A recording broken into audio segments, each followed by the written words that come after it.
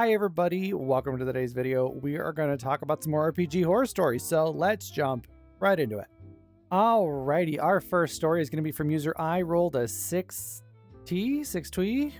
and is titled DM asked us to roll for Bulge size. This won't be a long post, but it's one of the strangest and most uncomfortable things I've experienced at a game table. Reddit removed the post originally, so I assumed the language was too much. I replaced the crude term with bulge. But the actual conversation was more colorful. I've been playing in a Tomb of Annihilation campaign for the last 6 to 8 months with a large group of 7 to 8 players, all men in their 30s to 40s. I'm the youngest at the table in my 20s and the only woman, playing a male character. During a recent session, we managed to take control of a pirate ship and uncovered a spy working for one of the campaign's many mysterious figures. The spy had a sending stone, and we decided to use it to contact their boss. Things took a weird turn when the party rogue cast Zone of Truth, hoping it would somehow apply through the stone. For some reason, everyone either failed or chose to fail their saves. I'm gonna just interject, I'm sure this won't have any worrying consequences whatsoever. This will be just fine. Leaning into it, the party decided to interrogate the boss while under Zone of Truth, even telling him we were affected. The boss, voiced by the DM, responded with something like, "How do I know you're actually under a Zone of Truth spell? That would be idiotic. Prove it. How small are your bulges?" At that point, the DM casually told us to roll 1d10 for bulge size, though we rolled a d20 for the boss.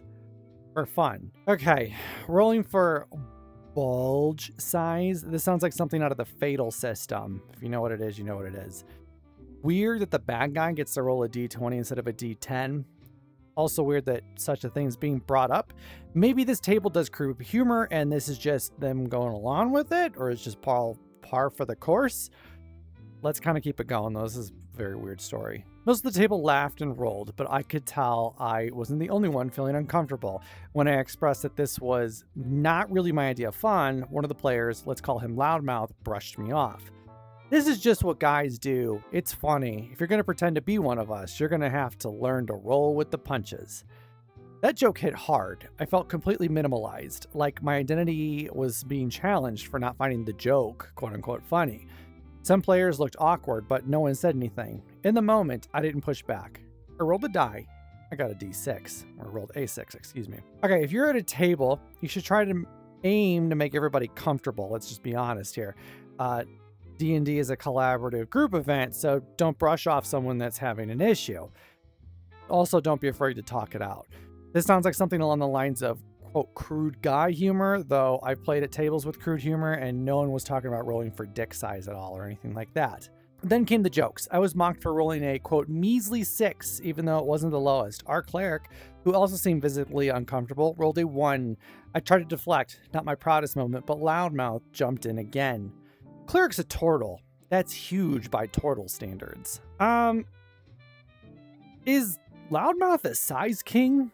A measly 6? Now I want to know, is it d10 inches? Is it d10 centimeters? Some sort of scale that might be open to interpretation? Also, 1 is big for turtle standards? Does Loudmouth regularly view lewd art of turtles? No shaming here. They just seem to be very well aware of turtle sexual anatomy. I know Loudmouth is just being a crude, immature prick, but this type of person normally is very insecure in their sexuality, I find, and they don't take kindly to jokes about them not being straight or that they themselves may not be, quote, packing heat.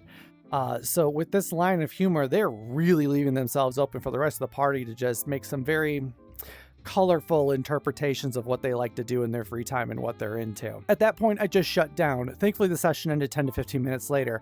Up until now, things have been mostly fine, a little off color here and there, but nothing overtly hostile or targeted. This was the first time I felt completely singled out, and while I still want to keep playing, this is my only current opportunity, I'm torn. Do I bring it up and risk being dismissed or escalate it further, or do I let it slide and hope it's a one-time misfire? They were already joking about implementing a party cast system based on bulge size as we wrapped up the session. Anyway, that's my story. Okay, my hope would be that the DM or other players would call out somebody making someone else visibly uncomfortable, but in the moment that often doesn't end up happening, obviously. OP could bring this up to their DM and have a conversation occur to hopefully then maybe steer the jokes to other topics that aren't focused on bulge size so much, or maybe aren't so sexual in nature. I think though OP is singing the true colors of the table here, and this type of humor isn't going to subside, so this just may not be the table for OP. Jokes or themes like this should come up during session 0 as something that is allowed or is not, but you can't plan for everything, obviously. If this is how this table is operating as standard, OP may want to try to find a better table, because no D&D is honestly better than bad D&D. Our next story is from user The Crow Knows. Titled Problem Player Causes a Campaign Implosion and Takes Newbie Player Down with Her. I read it. This story happened a few years ago now, but I just discovered the subreddit and figured I might as well put it in here. I marked it as lighthearted as the situation happened a while ago, and nothing really terrible happened. There's a whole lot of chaos and frustration. So I'm the youngest member of a long-time D&D 5e group of just ladies besides our DM, who's actually my dad. We all have known each other for a long time and are good friends. Our group started out as me, Orc Fighter, my dad, the DM, Dragonborn Bard, who will be called Bard here, Twin Halflings, Monk and Druid, who will be called the Twins, Newbie Player, Gnome Sorcerer, who will be called Newbie, Newbie's Daughter, Dragonborn Cleric, who will be called Cleric, and finally, Problem Player, Tiefling Rogue, cliché am I right, who we'll call Rogue. For context, DM is a veteran DM who has been playing since 1st edition. Bard and I had played in campaigns together before, and Bard had been playing for about 20 years and me for only about 4 or 5. The two of us had far more experience than Newbie, who was brand new, and Rogue, who had played half of another campaign that she left after not getting her way, a whole other story. So Rogue already had a bit of a track record at this point. Alright, so if I as a DM knew a player was coming into my campaign and table and they ended up leaving another campaign halfway through because they did not, quote, get their way, I'd be a bit concerned to say the least, but let's see where the story goes. We are running a part of Rise of Tiamat, mostly homebrew campaign designed by DM, a campaign which we were all thoroughly enjoying except for one thing. Rogue is your stereotypical, but that's what my character would do, but I'm a lone wolf. I don't need you guys. I'm gonna run ahead of the group and split the party. Let's burn down the orphanage because my character has trauma type player. Despite this, we all tolerated and mostly ignored it. Most of her collateral damage was mitigated by the DM, who's a veteran DM. Also because Bard and Rogue had been friends for a long time and we were very close before the events to follow. Okay, so good on DM for mitigating this bullshit. After a session or two of a Rogue trying to burn down the orphanage while the rest of the party has issue with it, I might sit them down to have a talk. Try to curb the chaotic issues before it spoils the table.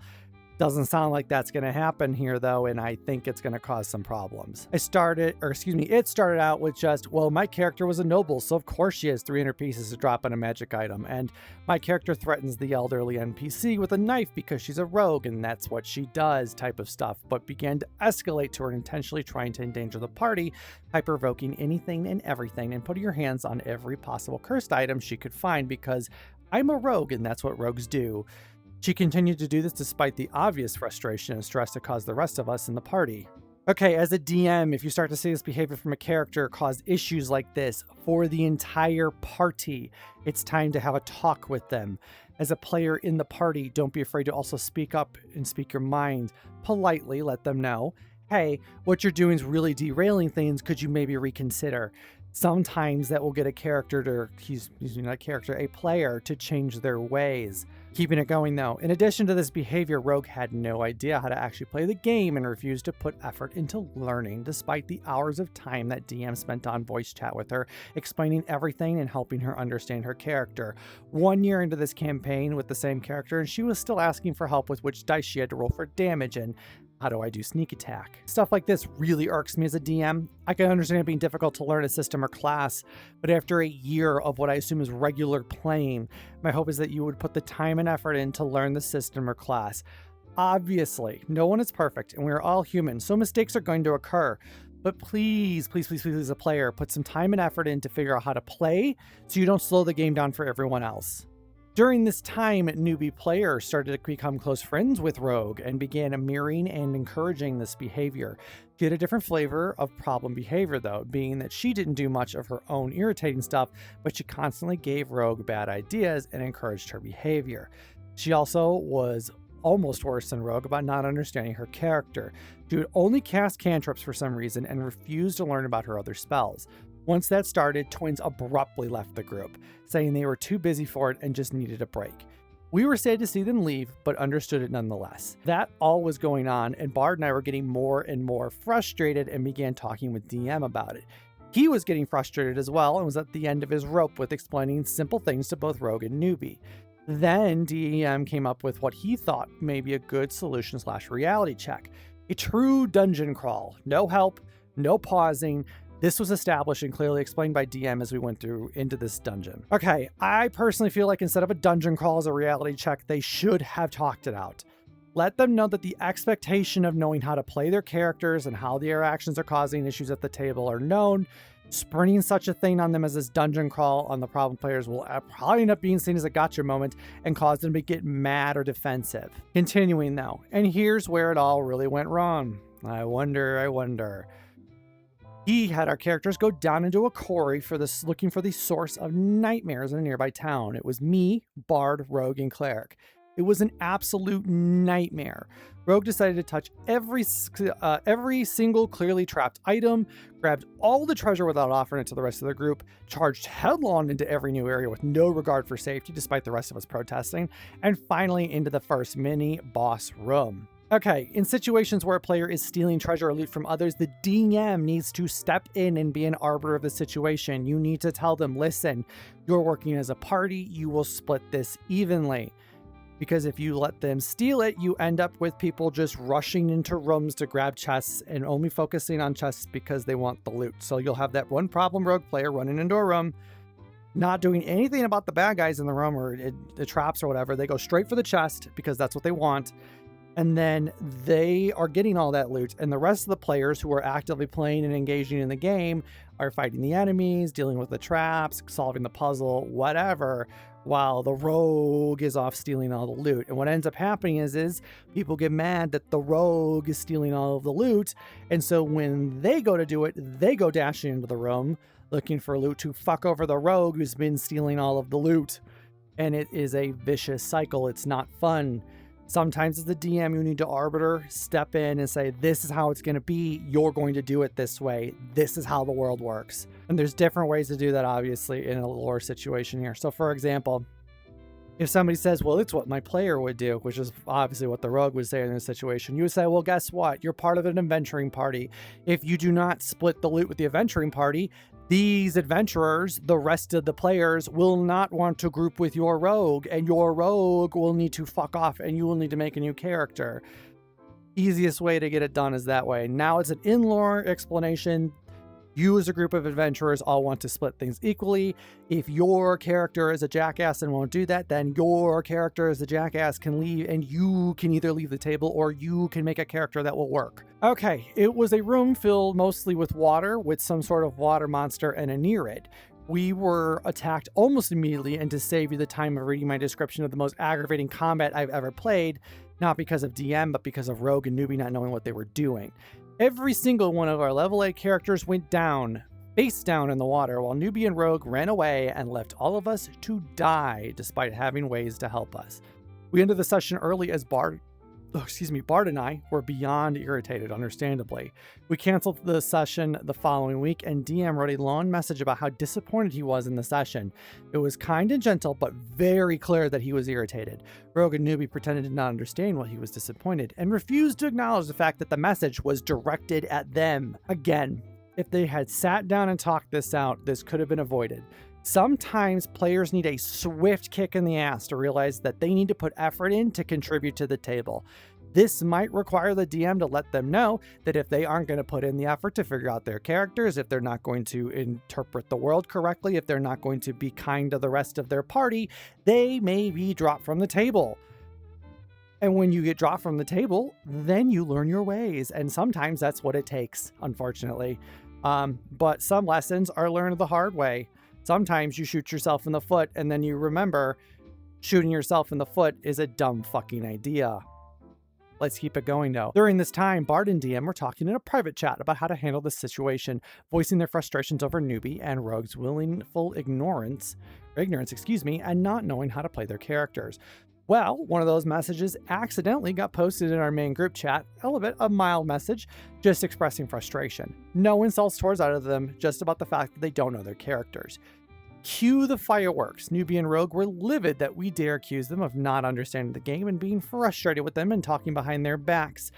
They sent some angry messages trying to defend themselves, and DM shut it down by closing the chat as they were just being rude and nasty. Another group chat was made for me, Bard, and DM where we all chatted for a bit about how to proceed. DM then made another chat attempting to discuss what happened, but Rogue and Newbie promptly left the group and blocked the rest of us. Cleric left the group as well, being that she is Newbie's daughter. She didn't say anything through all of this, just quietly left. We haven't heard anything from them since, and that was 3 years ago now. Bard was very hurt by this, as she and Rogue had been friends for a long time. She has since mostly recovered, but I know it still hurts her. So that's the unfortunate thing that can happen with tables. Them blowing up can ruin friendships. That's why it's important to communicate issues ahead of time and have a table where open communication is the norm. That way things don't boil over and end up becoming this. Let's wrap the story up though. Shortly after the implosion, our group came back together. Twins rejoined, admitting that the true reason why they left was because of Rogue's behavior. Understandable. They didn't want to make a scene, so they just bowed out. Thankfully, this story has a good ending. We still happily play together with no drama and no problem players. The things that happen still linger in the backs of our minds, but we don't let it affect us anymore, besides the occasional joking reference to Rogue's character as she who shall not be named. It's become an ongoing joke in our group. I myself am now a DM for my own table, and I have learned from this experience. Needless to say, I have many house rules about cooperation and not being a nuisance. Controlling of me? Possibly, but it's worth it to have a drama-free party. Thanks for reading. It's a bit cathartic to me to write this all out. If anyone involved in this read it, they would know that it's about them. So Rogan or Newbie, if you somehow happen to see this, we forgive you, but you'll never be welcome back at our table. I know that vibe. You can accept somebody's apology and not let them back at your table, and that's completely okay. So, as DM, it helps to lay out ground rules or expectations during session 0 or very early in the campaign. Do not be afraid to make it a rule that the party has to split treasure. I don't know why I said it like that. Treasure or loot fairly. Don't be afraid to let them know that they need to not screw each other over. If people are taking actions that may have severe consequences, like burning down an orphanage, let's say, do not be afraid to take a pause and talk things out. This will help keep things running smoothly and make sure everyone is on the same page and okay with what happens. For me personally, when I first started playing with the group I am mainly playing D&D with now, I made sure to lay out initially, hey, you guys are going to split the loot evenly. You can obviously, not everything will always be 1-to-1 for loot, so you guys can always kind of go back and forth on how you think the inner workings of that loot should be split, but you guys are, for the most part, when it comes to money, be splitting that loot up equally. Just because I didn't want to deal with problem players going in and stealing the loot, because I dealt with that in a campaign once and it was aggravating as fuck. Let me tell you, I never hated DMing more than when I would have a couple problem players who would immediately go leaping into a room wanting the loot and everybody else got screwed over of it. And I made the mistake of not forcing them to split it. Again, sometimes you have to fuck up to figure out the lesson, and that's okay. So, before we jump to our next story, I'll zoom in here. I'm outside the window now. I'm outside. I am. Well, we're not gonna do that. So as I'm coming back here, I just wanted to let you guys know that I stream on Twitch sometimes. I love streaming on Twitch. It's a ton of fun. And I would love it. Oh shit, that zoomed in like a mother trucker. I would love it if you guys tuned in and watched me on Twitch. Links will be down in the description. This is not gonna be a long ad read or anything like that. Just if you're interested, I would love it if you would come watch and hang out and stuff. You could talk TTRPGs. You could tell me about your, tabletop experiences. You could ask me for advice. I love giving advice. And then also on top of that, I am starting to work on a video about a new system or an addendum to a system. We're going to start with something 5e adjacent. I am working on a Star Wars 5e video, and we'll kind of talk about the differences between the Star Wars 5e and the Fantasy Flight game system, which is the other Star Wars TTRPG that is currently out there and still played a decent amount. We'll talk about that one a little bit. I don't have a ton of experience with it, but I have played it a little bit. and was not a big fan. Ooh, I'm moving around here. So be on the lookout for that video coming eventually. But let's jump into that next story, though. Thanks for listening, guys. Our last story for the day is from user TimelyFriend7921 titled, I suck at DMing, but there's no excuse for completely derailing the campaign and getting everyone killed. For context, this is my first time DMing, but I wanted to give it my best shot, so I watched everything I could on the subject. Good DM. I didn't want to railroad or handhold, because that ruins the spirit of D&D. I can understand that. But my players weren't playing as characters, they were just playing as themselves. All well and good, a good character takes a good amount of work, but the problem is that they chose to go completely amoral. Literally every bad decision that they could have made, they did. Killed someone instead of negotiating? Done. Not apologizing and fleeing the country? Done. Slaughtering a town of innocents? Done. Now, if they wanted to be villains, I feel like that's something that I should have discussed beforehand, but it wasn't. I even asked if they wanted to be bad guys, and they said no. This sounds like a case of players playing D&D like it's Grand Theft Auto, and by that I don't mean necessarily Grand Theft Auto, but like a video game, not worried about consequences. This is an issue I feel like a lot of newer players run into. They don't realize that the world is a living and breathing place, and so there are going to be consequences for their actions. When you first start DMing, it can be very difficult to lay out expectations or ground rules, but you should definitely try to. Let players know, hey, if you break the law, there may be consequences, and double check with them before they do. So for example, gonna go murder a shopkeep? If like, you know, they're willing to deal with a shopkeeper, they don't like how it's going, they go, oh, fuck this, I'm gonna stab them. You go, hey, before you stab the shopkeep, you need to be aware, and you yourself in character are very aware that you are doing something illegal by doing this, and that you are doing something that may have negative consequences. So please be aware that there may be consequences. Say that not only in character they know that, but above table. Have them confirm that they realize that this is a thing. Then they can't cry foul later when guards are hunting for a murderer or there's other consequences. And do not be afraid to give them consequences for their stupidity. You interact with the world, you fuck around, find out. I want there to be consequences, but holy hell, there's so many factions they pissed off. I actually can't decide. Here's a comprehensive list. The most powerful country in the world, the strongest man in the world, wild dinosaurs, the Mechanics Guild, every god, wizards, knights, parasites, Vikings, necromancers, and the Gun Guild. They all got themselves killed, and I had to bring them back, thinking they learned their lesson there. But no, they went right back to killing innocents. So next session, I'm getting the main villain to kill them all and finally end this campaign. But I feel like this could have all been avoided if they were clear on their goals. That's the worst part.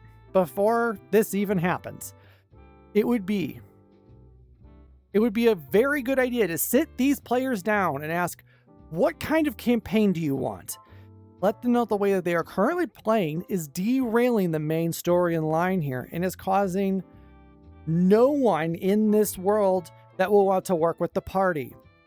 If OP wants to continue to play with these same players, they need to have these people make new characters that are not morally ambiguous and have them start fresh. I think personally here, there is a very big disconnect between what OP wants in their campaign, which sounds like they probably want a more controlled story, players that are following that story and doing things. And then their players here want to do something like they want to do a GTA sandbox. They want to fuck around and not have consequences. What it sounds like here. So the DM, OP here, needs to sit them down and go, this is what I want to do for the campaign. What are you guys wanting to do? Because they clearly don't want to do a controlled story. And that's okay. You can have a campaign that is more sandboxy or GTA-like. But be very blunt with your characters. Okay, you want to go around murdering innocent people and whatnot. We're doing an evil campaign. Your actions will have consequences. If you go around and murder a bunch of shopkeepers or innocent people, word will get out. Hey, have you heard of that group? The dwarf, the gnome, the tiefling, and the dragonborn? There's this group of 4 adventurers that go around and they murder everybody. They're going to walk into a town, you know, and everyone's going to look at them and go, these wanted posters, they look like them. That might be them. Maybe bounty hunters go after them. Maybe elite guards. You're a really well-renowned serial killer. I mean, the FBI shows up eventually, right? But to avoid that, sit down and have a talk with your players. Ask them what they want from their campaign, you know, and make sure it melds with what you as a DM want to run, you know, because there's nothing wrong with wanting a more controlled, progressive story arc. Nothing wrong with that. I like that. A little sandbox in GTA is fun now and then again. And your players may want to just do a sandbox or GTA. They may want to be a morally ambiguous character who interacts with the world and is going to kill people and do really sketchy shit. And that's fine too. You can have a campaign like that. Make sure there's consequences and make sure that your ideas meld together. And if they don't, and they don't want to do an overall detailed controlled story, that's okay. Find a new table. And if you don't want to do a sandbox or GTA and that's all they want, that's fine. They can go find a new table. There's nothing wrong with that. You want to make sure everybody's on the same page, same track. You know, personally for my campaigns, I like to have a more controlled story. We have an overarching idea. There'll be a BBEG in there somewhere. I try to nestle in some, you know, mini arcs here and there. But I also enjoy the sandbox aspect of it. My players get to interact with the world. They will cause issues on their own, and that's not them being morally ambiguous, you know, shopkeep killers. You know, they may run into somebody and they may not want to work with them. You know, a mob boss may come to them and go, hey, I'm going to chuck a bunch of money at you. Will you do something illicit? And they might not want to do that. They may, in fact, turn on that guy. And that makes, you know, little stories end up occurring. Just make sure you, OP, and your players are on the same page. You're on the same track. That way you guys can have a good campaign. You're not stuck being pissed off because they're doing all this random sketchy shit. And then they don't get mad when you're railroading them. Just talk it out. Alright, everybody, that's going to be it for me today. Hit that subscribe button if you're enjoying. Please comment down below. I love getting to read your guys' comments and hear your stories. Don't forget to like as well because it does a ton for the video. Sorry, my brain just stopped working. I'm very exhausted today. Follow me on Twitch and come tune into some of the streams if that's your thing. I would love to get to hang out with you guys. I will see you guys all in the next one. Have a good one, everybody.